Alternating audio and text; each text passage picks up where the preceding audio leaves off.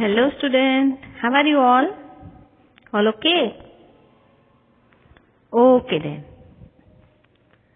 कल हमने चैप्टर किया था ना 10 अनुभवों का महत्व, है ना? क्या सीखा था हमने बताओ? Doctor N.R. नारायण मूर्ति, है ना, उनके अनुभव, है ना? तो आज हम क्वेश्चन आंसर करेंगे। चलिए पहले मौखिक प्रश्न। पहला है, इन्फोसिस की स्थापना कब और किसने की?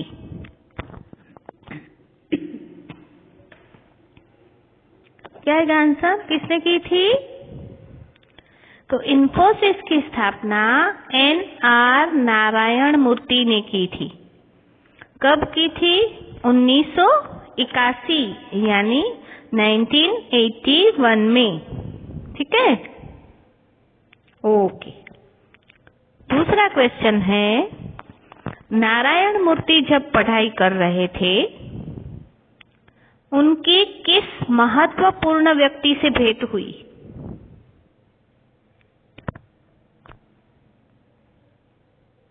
तो इसका आंसर है कि नारायण मूर्ति जब पढ़ाई कर रहे थे तब उनकी भेंट हुई अमेरिकी विश्वविद्यालय के प्रसिद्ध कंप्यूटर वैज्ञानिक से। प्रसिद्ध कंप्यूटर वैज्ञानिक से हुई थी। ठीक है, ओके। तीसरा है, बुल्गारिया में नारायण मूर्ति को क्यों गिरफ्तार किया गया? उनको गिरफ्तार क्यों किया गया था? तो नारायण मूर्ति ने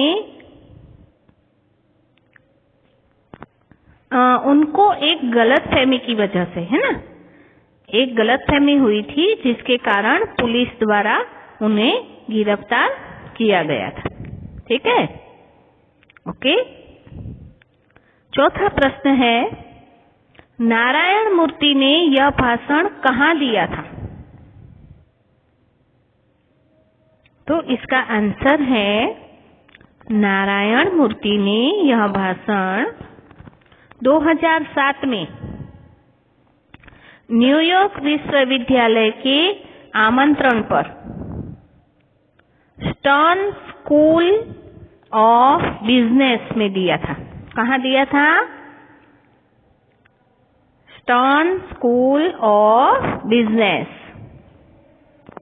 ओके ओके देन। अब है लिखित प्रश्न। पहला है, किस घटना ने नारायण मूर्ति को कंप्यूटर विज्ञान के क्षेत्र में पहुंचाया? कंप्यूटर विज्ञान यानी कंप्यूटर साइंस, है ना? तो किस घटना से वे वो क्षेत्र में गए थे? बताइए, आंसर किसे आता है? अमेरिकी विश्वविद्यालय के वैज्ञानिक से जब हुई थी मुलाकात तब, है ना?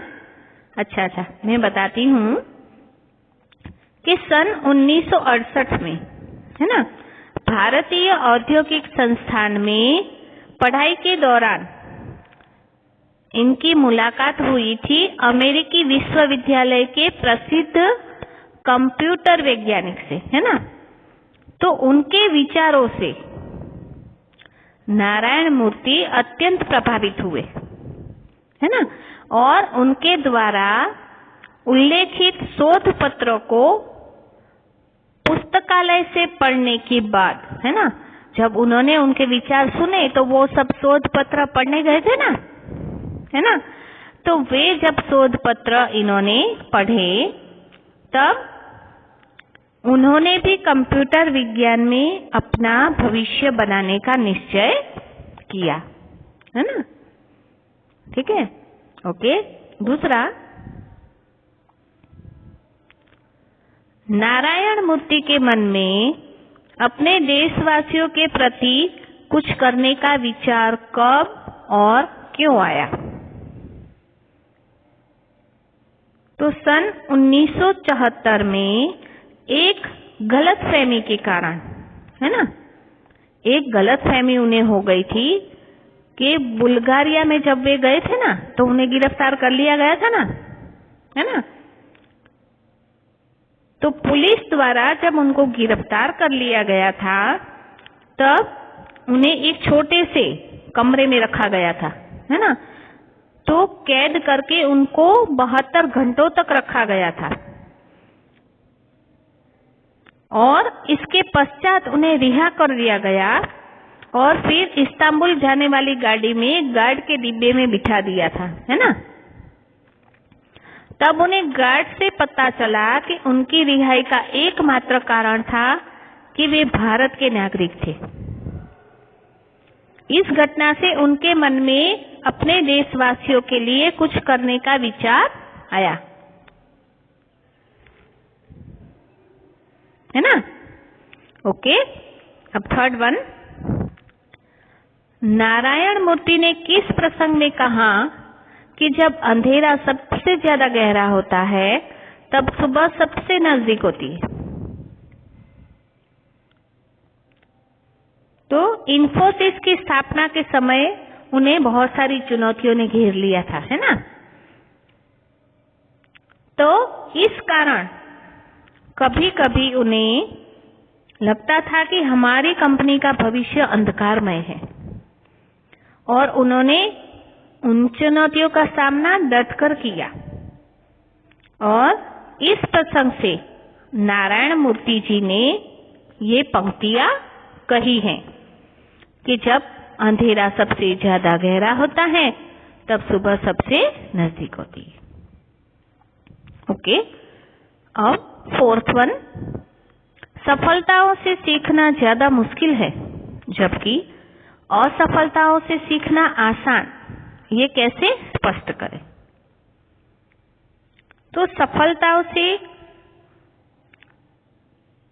ज्यादा हमें असफलता से सीखना मिलता है ना, क्योंकि असफल होने पर हमें अपने नुकसान के बारे में पता चलता है ना और आने वाले खतरे को हम ज्यादा गहराई से समझ सकते हैं, है ना। तो इसीलिए अधिक जागरूक हो जाते हैं हम और दृढ़ निश्चयी और आत्मसम्मानी बन जाते हैं। ठीक है, ओके। उसके बाद फिफ्थ वन, इसका आशय स्पष्ट करना है कि यदि आप सीखने में प्रबल क्षमता है तो आपके विकास का उतार चढ़ाव भी सरल होगा।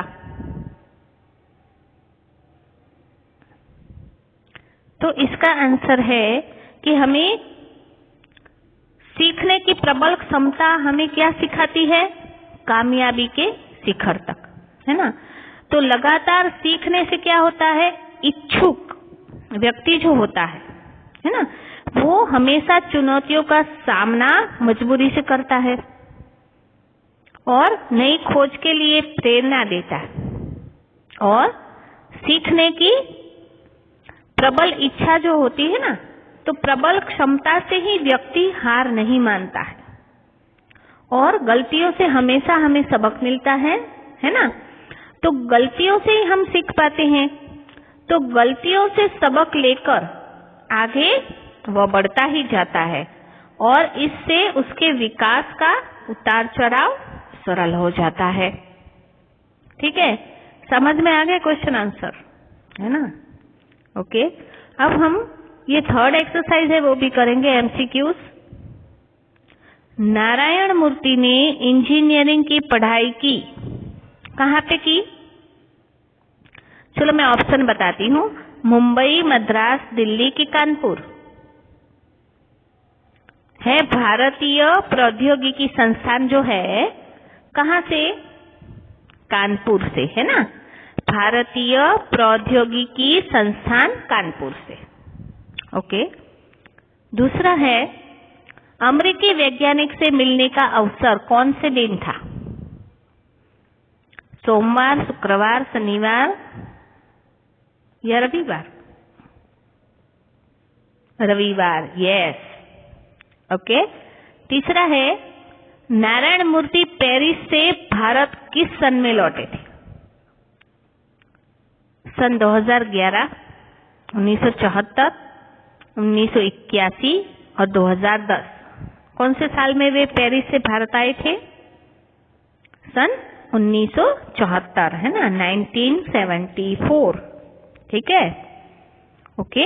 अब आगे जो एक्सरसाइज वगैरह है ना, वो हम कल करेंगे।